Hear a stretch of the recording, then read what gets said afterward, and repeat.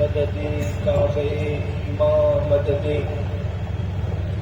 انتظار کرم تست من عینی را اے خدا جو خدا بینو خدا دا مدد بگرداب بلا افتاد کشتی ضعیفانو شکستہ را تو کشتی محق کے خواجہ عثمان ہارون مدد کن مدد کن مدد کن یا محی الدین چشتی منبر پر جلوگر پیر طریقت حضرت علامہ سید غلام عبدالصمد صاحب قبلہ چشتی مدظ اللہ العالی و جمیع عرش مقام سادات کرام علماء ذوی الاحترام حاضرین محفل پردہ نشین ماؤں اور بہنوں السلام علیکم ورحمۃ اللہ وبرکاتہ۔ وعلیکم السلام ورحمۃ اللہ تعالی وبرکاتہ۔ انتہائی احترام و عقیدت کے ساتھ اپنے اور ساری کائنات کے مرکز عقیدت انیس بے کساں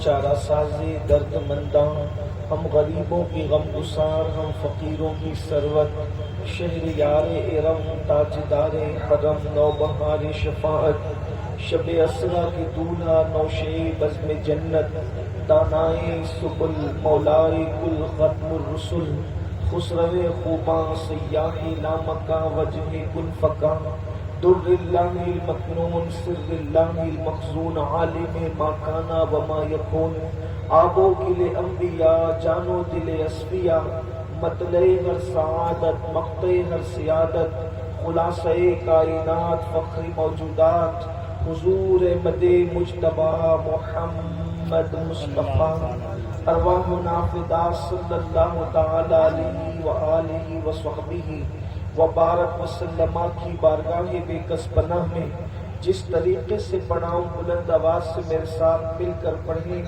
الصلاۃ والسلام علیک یا رسول اللہ الصلاۃ والسلام علیک یا نبی اللہ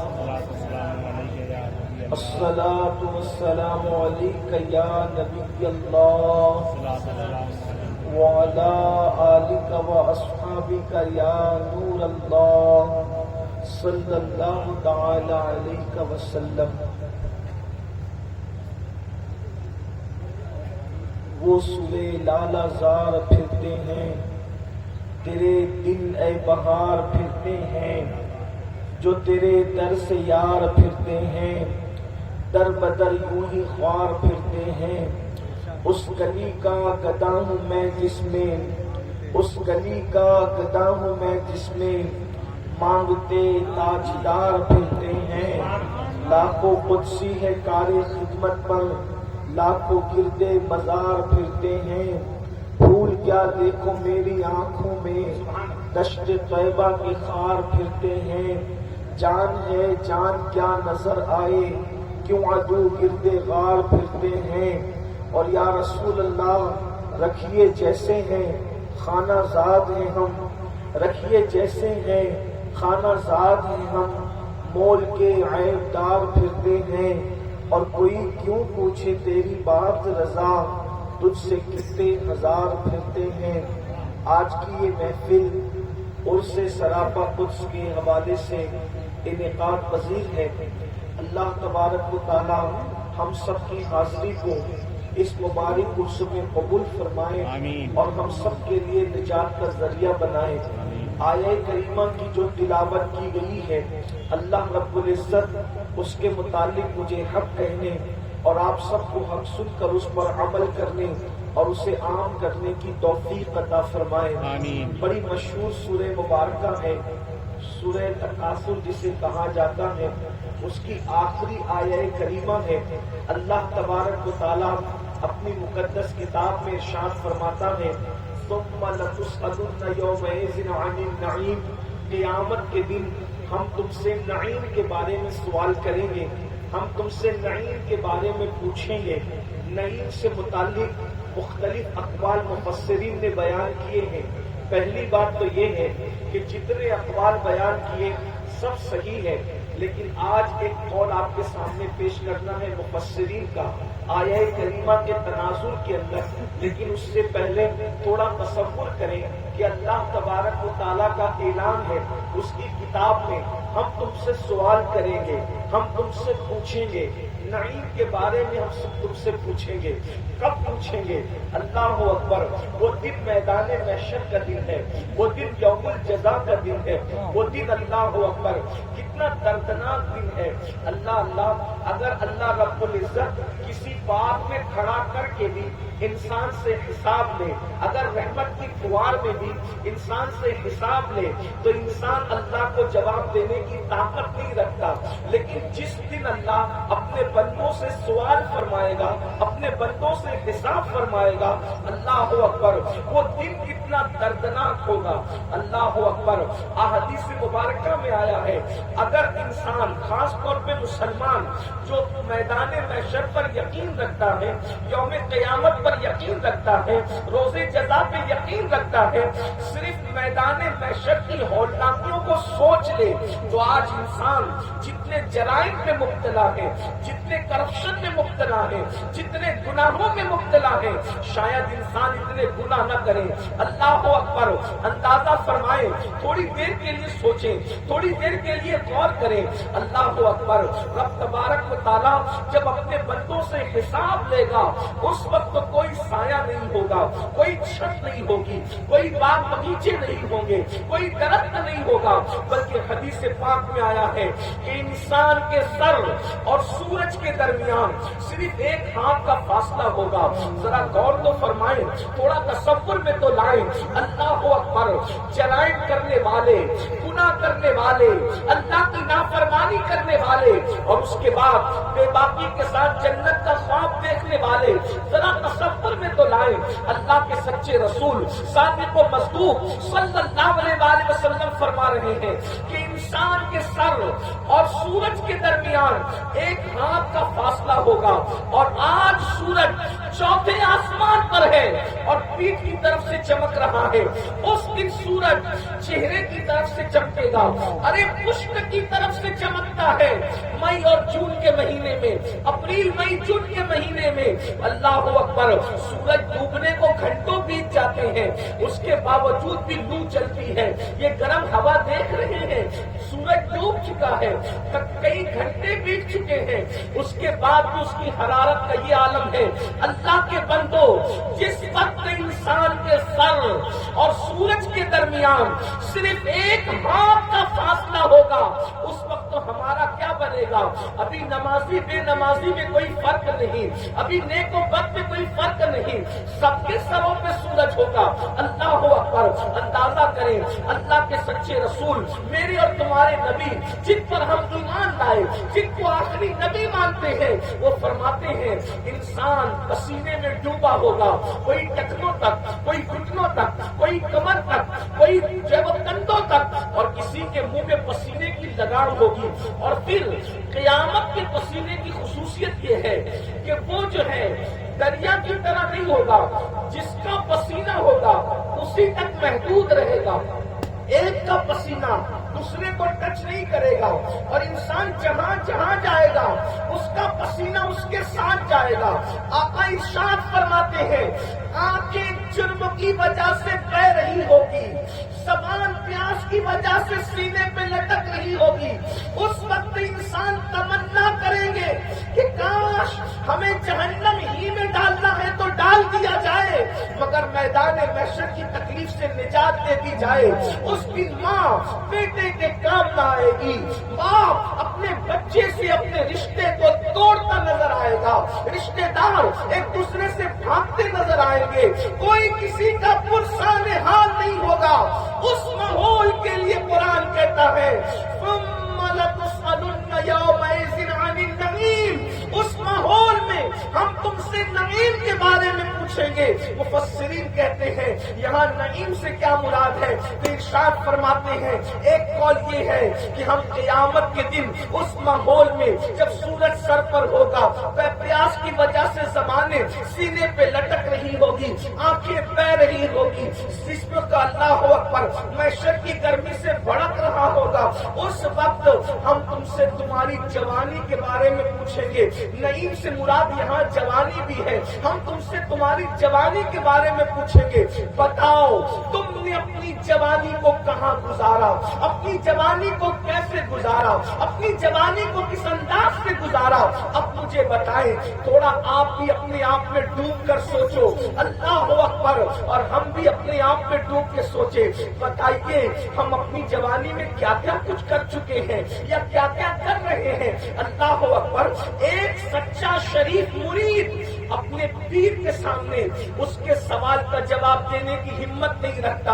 سوچو اللہ کی بارگاہ میں کیا جواب دیں گے، رب کی بارگاہ میں کیا جواب دیں گے. میرے جوانوں مجھے بتاؤ، کیا ہم اللہ کو یہ کہہ سکیں گے کہ مولا نرم نرم گدے جو تو نے اپنے کرم سے ہمارے گھروں میں دے رکھے تھے، ان نرم گدوں پر اسمارٹ موبائل کے اندر ہم زنا کی فلمیں دیکھا کرتے تھے، تیری دی ہوئی نعمت کو ہم اس طریقے سے مس یوز کرتے تھے. تھوڑا تصور میں لائیں. کیا اللہ کو یہ کہہ سکیں گے کہ کانوں میں ایئر فون لگا کر کے شرکیہ، کفریہ اور شہوانیہ گانے سنا کرتے تھے؟ ذرا بتاؤ تو، تصور میں تو لاؤ. کیا اللہ کو یہ جواب دے سکو گے؟ میرے عزیز، میرے بھائیوں، کیا اللہ کو یہ عرض کر سکیں گے؟ اللہ اکبر. ہم فلمیں دیکھا کرتے تھے. اللہ اکبر. رب کی بارگاہ میں یہ عرض کر سکیں گے کہ فجر کی نماز میں ہم بستر پر سوتے پڑے رہتے تھے. کیا اللہ کو یہ جواب دے سکیں گے کہ گلی میں گزرنے والی گلی کی بچی کو بھی ہم پاک کی نظر سے دیکھا کرتے تھے؟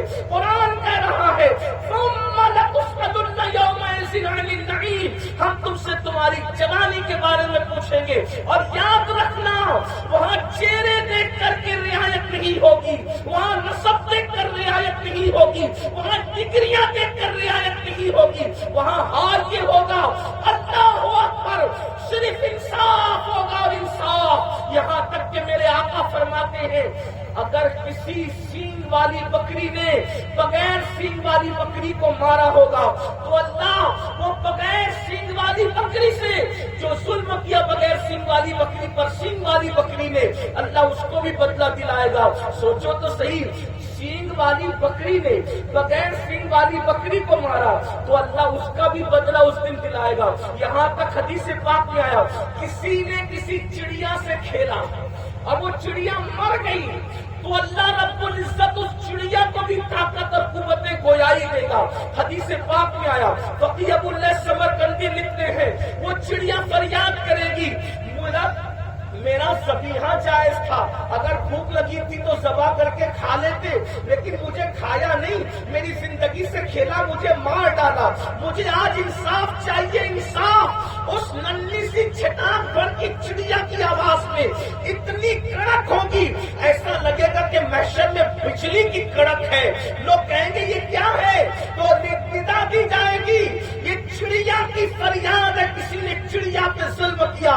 اللہ فرمائے گا چڑیا سے آج انصاف کا دن ہے، انصاف کا دن.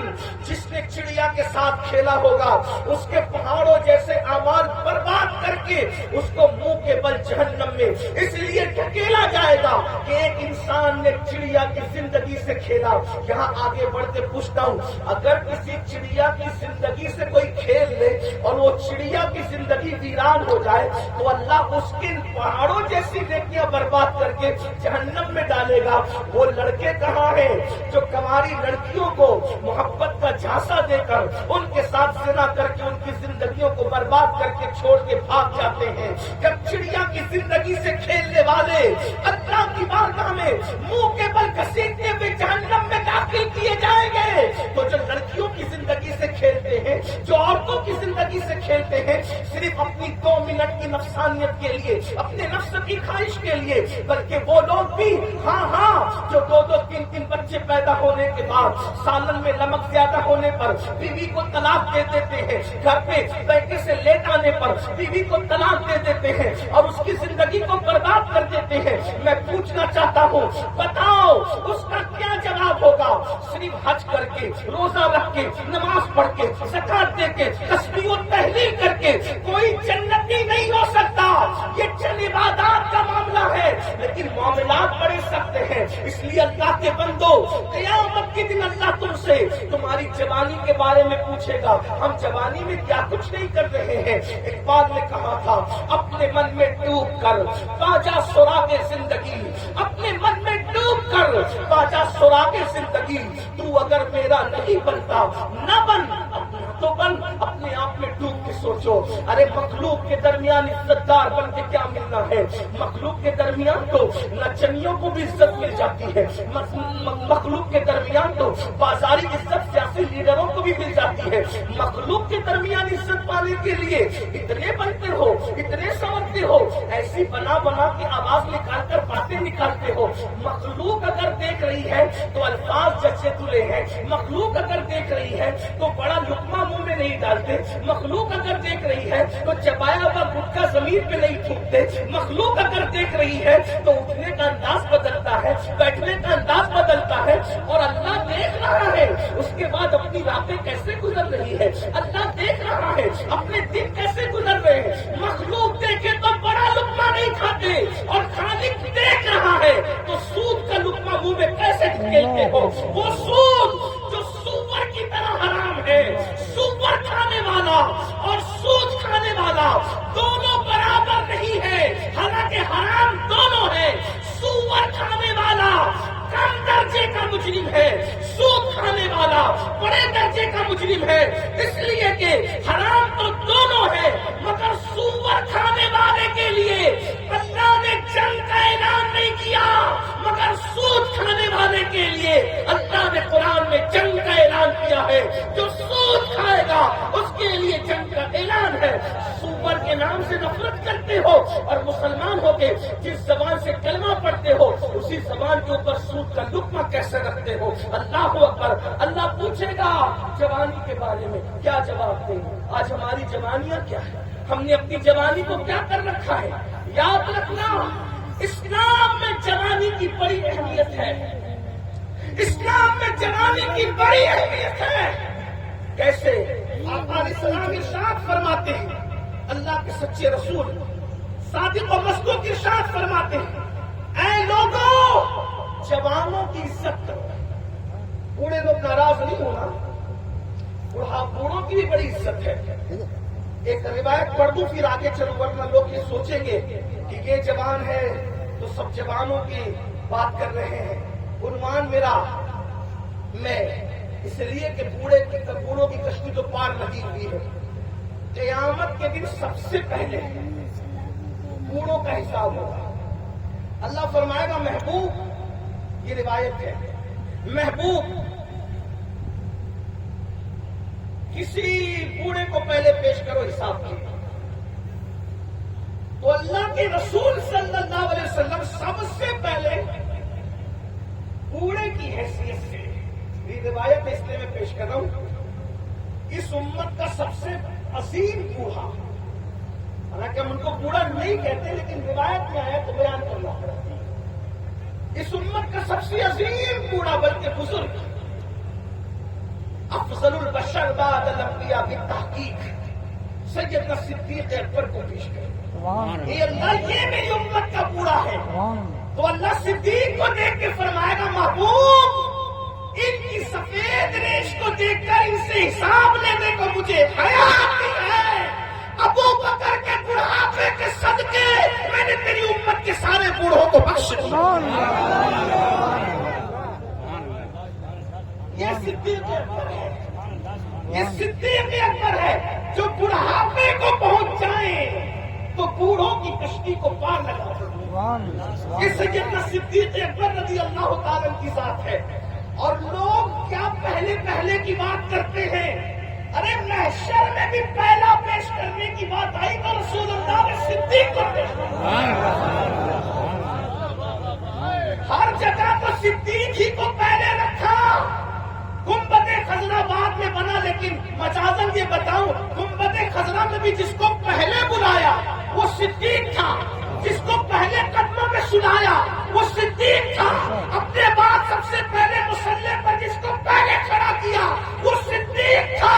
اللہ اکبر. اپنے نام کے بعد سب سے پہلے جس کا نام لیا کرتے تھے وہ صدیق تھا. حتیٰ کہ محشر میں بھی جس کو پہلے پیش کریں گے وہ بھی صدیق ہے. صدیق اور صرف صدیق نہیں بلکہ صدیق اکبر ہے. اور آج بھی اہل سنت کے سیدوں کا مسلک یہ ہے مرتبہ حضرت صدیق کا یہ ہے سید. ہر فضیلت میں وہ جامع ہے نبوت کے صفت.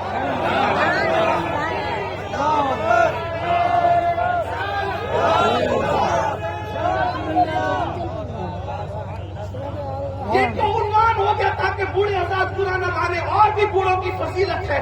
جب داڑھی سفید ہو جاتی ہے تو اللہ بوڑھوں کی دعا کو رد کرنے میں حیا فرماتا ہے. لیکن میرا عنوان آج کچھ اور ہے, اس لیے بوڑھے حضرات اپنے آپ میں بوریت محسوس نہ کریں. اللہ اکبر. تو عرض یہ کر رہا تھا میرے آقا نے صلاۃ و تسلیم نے فرمایا اے لوگوں جوانوں کی عزت کرو, جوانوں کی قدر کرو. ہم جوانوں کو بہت ٹارگیٹ کرتے ہیں اور ہمارے مذہب نے جوانوں کو بڑی اہمیت دی ہے. اللہ اکبر. فرمایا جوانوں کی عزت کرو. کیوں جوانوں کی عزت کرو؟ آقا فرماتے لوگوں جب میں نے مکے کی زمین پر نبوت کا اعلان کیا تو مکے کے بڈھوں نے میری دعوت کو رد کر دیا, لیکن مکے کے جوانوں نے میری دعوت کو قبول کر لیا. اس لیے آپ جوانوں کی قدر کیا کریں, جوانوں کی عزت کیا کریں. اسی لیے جس نے سب سے پہلے کلمہ پڑھا یعنی صدیق اکبر, وہ بھی 37 سال کے جوان تھے. فاروق اعظم 27 سال کے جوان تھے. میرے مولا مولائے کائنات سید السادات خاتم الولایت ساقی حوض کوثر اخی رسول زوج بطول ابو الحسنین ابو الائمہ قسیم جنت و جہنم سیدنا مولائے کائنات علی کے مرتضی علی ابن ابو طالب رضی اللہ تعالیٰ عنہ ابھی جوانی کی دہلیز پر تشریف لے جا رہے تھے تب آپ نے کلمہ پڑھا تھا. اور علی تو ایسے جوان ہیں میرے آقا علیہ السلام نے خیبر میں علی کی جھنکار تلوار کی دیکھ کر فرمایا لا فتح الا علی لا سیف الا ذوالفقار. علی جیسا کوئی جوان نہیں ہے اور ذوالفقار جیسی کوئی تلوار نہیں. اندازہ فرمائے تو سعد بن ابی وقاص کہتے ہیں رسول اللہ پر آنے والا تیر جب میں نے اپنے سینے پہ لیا تھا میں صرف 16-17 سال کا تھا. ابھی میرے چہرے پہ داڑھی کے بال بھی نہیں نکلے تھے. اس سے پتا چلا فاتحین بدر و احد جوان تھے, خندق کے فاتحین جوان تھے, خیبر کے فاتحین جوان تھے. اسی طرح سے اندلس کے ساحل پہ جنہوں نے کشتیاں جلائی تھی وہ سب کے سب جوان تھے. بیت المقدس پہ جن لوگوں نے اسلام کا پرچم لہرایا تھا وہ سب کے سب جوان تھے. ایک بات یہ بھی بتاؤں جن دنوں غریب نواز ہندوستان آئے تھے غریب نواز خود بھی جوان تھے. اللہ اکبر. اندازہ فرمائے یہ بھی کہہ دوں کربلا کا فاتح جس نے کربلا کی سرزمین پر اپنی بہادری کے جوہر دکھائے اور آج تک کربلا کی سرزمین پر تلواروں کی جھنکار کی یادیں تازہ ہوتی ہیں وہ حسین ابن علی 56 سال کی عمر میں بھی جوان نظر آتے تھے. ابن عساکر کہتے ہیں 56 سال کی عمر میں حسین پاک پہنچ گئے تھے لیکن داڑھی کا ایک بال بھی ان کا سفید نہیں ہوا تھا. یہ ابن عساکر کی روایت ہے. بلکہ پیر نصیر الدین نصیر نے بڑی خوبصورت بات کہی ہے. وہ کہتے ہیں کہ کل کا جمال جزو کے چہرے سے ہے عیاں, کل کا جمال جزو کے چہرے سے ہے عیاں. گھوڑے پہ ہے حسین نظارہ علی کا ہے, گھوڑے پہ ہے حسین نظارہ علی کا ہے. علی اکبر جوان ہے, امام قاسم جوان ہے, قاضی عباس جوان ہے. اللہ اکبر. یہ سب کے سب جوان ہے تو جوانی بڑی عظیم ہوتی ہے. اور اسی لیے اسلام نے جوانوں کی عبادت کو بھی ایک الگ پرائرٹی دی. عبادت کوئی کرے سب کی عبادت کا اپنا اپنا مقام ہے لیکن جوانوں کی عبادت کا مقام اللہ کے رسول علیہ السلام فرماتے ہیں. آقا فرماتے ہیں جو جوان صبح کو عبادت کرتا ہے اسے فجر کی نماز کی طرف اشارہ ہو سکتا ہے. جو جوان صبح کو عبادت کرتا ہے اس جوان کو اللہ بوڑھوں پر ایسی فضیلت دے دیتا ہے جیسے نبیوں کو اللہ نے پبلک پر فضیلت عطا فرمائی. جو فضیلت مرسلین کو انبیاء کو پبلک پر ہے عوام پر ہے وہ فضیلت بوڑھوں پر اللہ ان جوانوں کو دیتا ہے جو جوان اللہ کی عبادت صبح کے وقت کرتے ہیں۔ اور آئیے بڑی خوبصورت سی بات روایت یاد آئی، کیا بات کہی میرے آقا نے، قربان جائے میرے امام ان کی ہر بات کے لیے کہتے ہیں میں نثار تیرے کلام پر، یا رسول اللہ میں نثار تیرے کلام پر، ملی یوں تو کس کو زبان نہیں، میں نثار تیرے کلام پر، ملی یوں تو کس کو زبان نہیں۔ وہ سخن ہے جس میں سخن نہ ہو، وہ سخن ہے جس میں سخن نہ ہو، وہ بیان ہے جس کا بیان نہیں۔ یہاں ایک بات آئی تو ایک بات عرض کر دوں، آج قرآن کی تفسیر نچنیے بیان کر رہے اپنی مرضی سے، اور اپنی مرضی سے کچھ کا کچھ پک رہے ہیں، سمجھ بھی نہیں آیا، سمجھ بھی نہیں آیا۔ ہم نے کہا نچنیوں اپنی اوقات میں رہو، تم ناچتے رہو، تمہاری اوقات اتنی ہے۔ نچنیوں کی حیثیت نہیں کہ وہ قرآن کی تفسیر بیان کریں، ارے ہر عالم بھی قرآن کی تفسیر جب بیان کرنے کا حق نہیں رکھتا تو نچنیوں کو کیا حق ہے کہ وہ قرآن کی تفسیر بیان کرے؟ کھیتی کہہ دیا، کھیتی کہہ دیا، کھیتی کہہ دیا۔ ہم نے کہا کھیتی کہہ دیا تو تیرا کیا بگڑ گیا؟ تو غالب اور اقبال کے اشعار سمجھنے کی اوقات نہیں رکھتا اور قرآن کے اندر منہ مارنے کی کوشش کر رہا ہے۔ ارے کھیتی کہہ دیا تو کیا برا کہا؟ جس کے پاس کھیتی ہوتی ہے اسی کو کسان کہتے ہیں، اور ہندوستان میں کسان کی عظمت کیا ہے؟ سب سے زیادہ سبسڈی سہولتیں اگر کسی کو دی جاتی ہے تو کسانوں کو دی جاتی ہے۔ لوگ اپنے عقیدے میں کسان کو اننداتا کہتے ہیں۔ آپ بتائیں اس کا مطلب جس کے پاس کھیتی ہوگی وہ کسان ہوگا۔ ہمارے یہاں عورتوں کو جو کھیتی کہا گیا ہے، کھیتی اس لیے کہا گیا کہ کھیتی ہی سے پھول نکلتے ہیں، کھیتی ہی سے پھل نکلتے ہیں، کھیتی ہی سے اناج اگتا ہے۔ اگر کھیتیاں نہ ہو تو لوگ دانے دانے کو محتاج ہو جائے، کھیتیاں نہ ہو لوگ اچھے پھولوں کی خوشبو سے محتاج ہو جائے، جب محروم کر دیے جائیں تو کھیتیاں ہی پھل دیتی ہے، کھیتیاں ہی پھول دیتی ہے، کھیتیاں ہی اناج دیتی ہے۔ اور ایک خاص بات بتاؤں، کھیتیوں کی یہ شان ہوتی ہے کہ جس کی کھیتی ہوتی ہے وہی دانا ڈالتا ہے، جس کی کھیتی ہوتی ہے وہی ہل چلاتا ہے۔ بازو والا کسان دوسرے کی کھیتی میں جا کے دانا نہیں ڈالتا۔ ارے تو کیا سمجھے قرآن کے اشاروں کو؟ جب تو غالب اور اقبال کے اشعار کو نہیں سمجھ سکتا تو میرے اللہ کے کلام کو سمجھنے کی تیری اوقات کیا ہے؟ ارے بہت سے حقیق الامت کہلانے والے قرآن سمجھانے میں ٹھوکر کھا گئے، تو نچنیا ہے، نچنیا تیری اوقات کیا ہے؟ الحمدللہ ہمارے یہاں اگر عورت کو کھیتی کہا گیا ہے تو ہندوستان والے اپنے عقیدے میں کھیتی کو ماں کہتے ہیں، ماں۔ ہماری نہیں سمجھتے، کم از کم اپنوں کی تو سمجھ لو۔ اور مسلمان جوانوں سے کہتا ہوں میرے بھائیوں، یہ بزدلی ہے لوگوں کی۔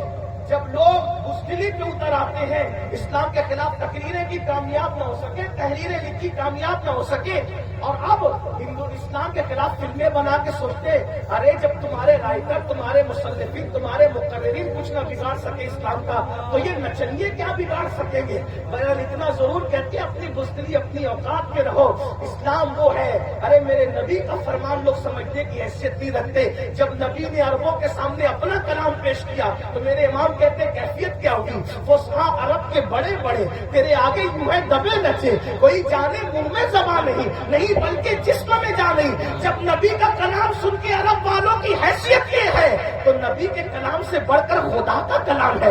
ارے اس کا کلام تو وہ ہے کہ بعض معاملے میں جبریل بھی خاموش نظر آتے ہیں۔ جب الف لام میم کہہ دیا تو حضور مسکرا پڑے، اور جبریل کہتے ہیں حضور میں لایا، میں نہیں سمجھا، آپ کیسے سمجھے؟ تو ارشاد فرمایا یہ میرے اور میرے اللہ کے درمیان راز ہے۔ اس کا مطلب یہ ہے کہ قرآن کے بعض اسرار اور رموز وہ ہیں جس کو سید الملائکہ سمجھ نہیں پاتے، تو نچنیوں کی اوقات کیا ہے؟ آپ کو مایوس ہونے کی ضرورت نہیں ہے، آپ کو کبھی بھی مایوس ہونے کی ضرورت نہیں ہے۔ آپ کا مذہب نہ کہانی قصوں کی ایجاد ہے، نہ انگریزوں کی محض کی ایجاد ہے۔ آپ کا مذہب آسمان سے آسمانوں کے خالق نے نازل کیا ہے، اور جس نے نازل کیا ہے اتنی بے مثال ہستی ہے کہ جب وہ چلتے تھے تو ان کے بدن کا سایہ بھی نہیں پڑتا تھا، ان کے جسم میں کبھی مکھی بھی نہیں بیٹھتی تھی، ان کے پسینے کی خوشبو اگر دلہن مل لیتی تھی تو اس کی نسلیں مہک جاتی۔ پوچھنا چاہتا ہوں اس سے مبارکہ میں آنے والوں، کوئی ایسا عطر بھی ایجاد ہوا اس ترقی یافتہ دور میں، لوگ چندرما تو ڈال گئے چاند کی زمین پر، ایسا عطر بنا سکے کہ دلہن مل لے تو اس کا بچہ بھی مہکے؟ ایسا عطر بھی بنا سکے کسی فیکٹری کے اندر کہ ارے دلہن مہکے کیا مہکے، دلہن 4 دن عطر سے نہیں مہک سکتی، 5 دن بچہ کیا مہکے گا؟ یہ میرے نبی کا پسینہ ہے، اور تنہا میرے نبی کا پسینہ ہے، یہ اپنے نبی کا پسینہ ہے کہ اگر دلہن کو مل مل جاتا ہے، وہ مل لیتی ہے تو اس کی نسلیں مہک جاتی ہے، نسلیں پوری نسل مہک جاتی ہے۔ جس کا پسینہ نسلوں کو فائدہ پہنچاتا ہو اس کی نسبتوں کے فیوز و برکات کا عالم کیا ہوگا؟ اس لیے لوگ تقریروں میں کہتے ہیں وہ فلاں مقدر کا سکندر ہے، وہ فلاں مقدر کا سکندر ہے۔ میں نے کہا چپ، سکندر ہمارے مقدر پہ ناز کیا کرے گا، ہم کیا مقدر کے سکندر کی بات کریں؟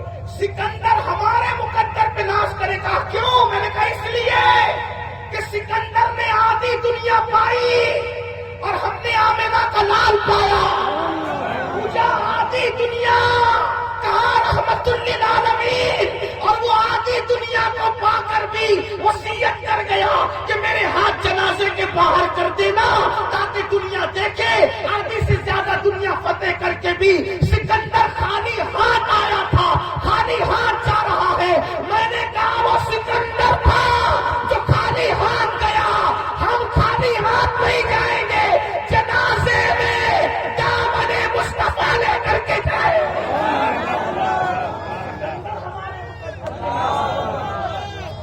جو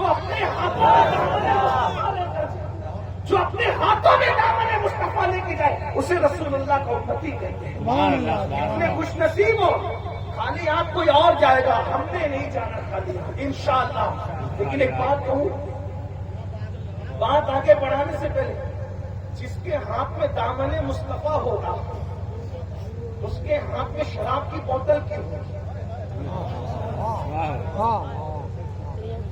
بھائی ایک ہاتھ میں کوئی ایک ہی چیز ہو سکتی ہے نا، یہ میاں نے رومال پکڑا دیا محبت سے، یہ رومال ہے، اب اگر کوئی میرے ہاتھ میں گلاس پکڑا تو میں پکڑ سکوں گا؟ بتائیں بتائیں تو صحیح۔ تو جب دامن مصطفیٰ ہاتھ میں تو شراب کا پیالہ کیسے؟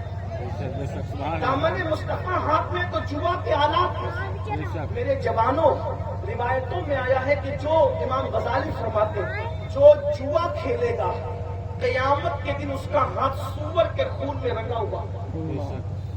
کیا حضور کے ہاتھ دامن کی تو کچھ قدر کر لیتے، حضور کی دامن کی قدر کر لیتے۔ برا مت ماننا، میں بھی پیر رکھتا ہوں، آپ بھی رکھتے ہیں، پیر کی دی ہوئی ٹوپی کی بڑی قدر کرتے ہو، پیر صاحب کی دی ہوئی ہے، بیت الخلا میں پہن کے نہیں جانا، اس کو تو جنازے میں رکھ کے لے جانا ہے، نجات ہوگی اور انشاءاللہ ضرور ہوگی۔ پیر کی دی ہوئی ٹوپی کی اتنی عزت ہے، رسول اللہ کے دامن کی کیا عزت کی ہے؟ بتائیں بتائیں، آپ مجھے بتائیں۔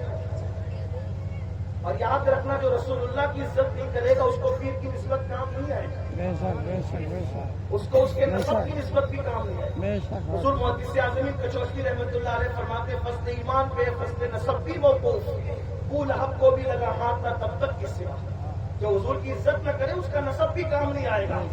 اندازہ فرمائیں، غور فرمائیں، تو حضور کی نسبت بڑی نسبت ہے۔ ہم ہر پیر کے مرید سے پہلے رسول اللہ کے مرید ہیں، اور جو حضور کا مرید نہیں وہ کسی کا مرید ہے، پھر وہ شیطان کا مرید ہے۔ تو یاد رکھو حضور کے دامن کی قدر کرو، یہ ہاتھ میں دامن رسول ہے۔ اس ہاتھ میں موبائل کی اسکرین پر سنا کی فلمیں دیکھنے سے پہلے سوچ لیا کرو اس ہاتھ میں دامن رسول ہے۔ نشہ کی چیزیں ہاتھ میں لینے سے پہلے سوچ لیا کرو اس ہاتھ میں دامن رسول ہے۔ اس ہاتھ میں شراب کی بوتلیں لینے سے پہلے سوچ لیا کرو اس ہاتھ میں دامن رسول ہے۔ بات دور نکلتی ہے، میں جلدی سے بات سمیٹوں، بات بڑی خوبصورت آ گئی۔ اللہ کے رسول علیہ السلام فرماتے ہیں، کیا بڑی بات کی میرے آقا فرماتے ہیں جب کوئی جوان جوانی میں 2 کام کرتا ہے، صرف 2 کام، نمبر 1 فرائض اور واجبات کی پابندی کرتا ہے، یعنی جو اللہ نے عبادت فرض کی ہے اس کو ادا کرتا ہے، اور اللہ نے جو حرام کیا ہے اس سے بچتا ہے۔ کتنی آسان چیز ہے، 2 چیز، ایک فرائض اور واجبات کی پابندی اور دوسرا حرام سے بچنا، 2 چیز۔ کیا فرمایا آقا علیہ السلام نے؟ جوانی میں جو عبادت کرے اور حرام سے بچے اللہ اس جوان کو 70 صدیقوں کا ثواب عطا فرماتا ہے. لوگ ولی بننے کی بات کرتے، ولی کا درجہ نیچے رہتا ہے. ولی کے درجے سے بھی بڑا صدیق کا درجہ ہے، شہید کے درجے سے بھی بڑا صدیق کا درجہ ہے. حتیٰ کہ نبوت اور صدیقیت کے درمیان اور کوئی درجہ نہیں ہے. نبوت کے جسٹ بعد اگر کوئی درجہ ہے تو وہ صدیقیت کا درجہ ہے. اور اے جوانوں، وہ دو چیزوں پر رسول اللہ تمہیں بانٹ رہے ہیں. ایک تو فرائض کی پابندی کرو، حرام سے بچ جاؤ. ایک دو نہیں، 70 صدیقوں کا ثواب اللہ تمہیں عطا فرمائے. صدیقیت پر اللہ صدیقوں کا ثواب عطا فرمائے. دو کام. نمبر ایک، فرائض پر مطلب نماز پڑھو، رمضان شریف کے روزے رکھو، زکات فرض ہو جائے تو ادا کرو، حج فرض ہو جائے تو حج کرو، اور بھی جو عبادتیں ہم پر ہیں. اب آپ کو میں اینڈ کی طرف لے جاتا ہوں. آج کل ہم نماز سے بھی غافل اور نماز چھوڑ کر ہم سوچتے ہیں کہ ہم بہت کچھ بن جائیں. اللہ کے رسول علیہ السلام فرماتے ہیں، جس نے جان بوجھ کے نماز چھوڑ دی، میں محمد اس سے بیزار ہوں. قیامت کے دن اس کے ساتھ میرا کوئی وعدہ نہیں. اب آپ بتائیں، جس سے حضور بیزار ہو جائے، آقا جس سے بیزار ہو، اس کو کون پناہ دے گا؟ اس کی مدد کون کرے گا؟ یہ آپ کی ہماری غلط فہمی ہے. کیا غلط فہمی ہے بتاؤں؟ غلط فہمی یہ ہے، ہم سوچتے ہیں کہ حضور بیزار ہیں تو اسباب بخشوا لیں گے، حضور بیزار ہے غریب نواز بخشوا لیں گے. میں ایک مثال کے ذریعے سمجھاتا ہوں. یہ پیر صاحب بیٹھے ہوئے، علامہ سید غلام عبدالصمد صاحب، ان کے جد کریم حضرت حضور حافظ بخاری رحمۃ اللہ علیہ، یہ سپوت ہے، فرما بردار اولاد ہے. اگر ان کو پتا چل جائے کہ فلاں بندے سے حضور حافظ بخاری ناراض تھے تو کیا اس کے گھر یہ جائیں گے؟ اس سے تعلق جوڑیں گے؟ اس کو خلافتیں دیں گے؟ اس کو اپنے یہاں بلائیں گے؟ آپ کہیں گے نہیں. تو کیوں؟ کہ میرے دادا ناراض تھے اس لیے میں نے اس کو کوئی لفٹ نہیں دینا. ایسا ہی ہے. اب آپ مجھے بتائیں، اللہ کے رسول فرما رہے ہیں کہ میں ان بے نمازیوں سے بیزار ہوں، ان کے ساتھ میرا قیامت کے دن کوئی وعدہ نہیں ہے. تو اگر ان جیسا شہزادہ اپنے دادا کے ناراض کرنے والے کو ہاتھ میں ہاتھ نہیں دیتا تو غوث اعظم جیسی شخصیت، ان کے نانا جس سے ناراض ہو، کیا وہ اس کا ہاتھ پکڑیں گے؟ غریب نواز جیسی شخصیت، ان کے نانا جس سے ناراض ہو، کیا وہ ہاتھ پکڑیں گے؟ آپ مجھے بتائیں. ہم اپنے آپ کو برباد کریں. اور ہمیں کچھ لوگ کہتے ہیں، ارے چھوڑو یار، یہ مولویوں کی بات، اللہ بخشنے والا ہے. بے شک اللہ بخشنے والا ہے، لیکن اللہ کے یہاں بخشنے کی بھی کنڈیشن ہے. آپ کیا سمجھتے ہیں میرے بھائیوں؟ وہ ستار بھی ہے، غفار بھی ہے، لیکن وہ قہار اور جبار بھی ہے. جب وہ ایک لفظ پیغمبرانہ پر معصوموں کو مچھلی کے پیٹ میں ڈال دیتا ہے، یہ کس کے لیے؟ یہ ہماری عبرت کے لیے. ایک لفظ پیغمبرانہ پر معصوم کو جنت کے باہر نکال دیتا ہے. اور کس شان سے نکالتا ہے؟ کپڑے بھی واپس لے لیتا ہے جنت کے. حضرت آدم علیہ السلام جنت کے پتے باندھتے اپنے سر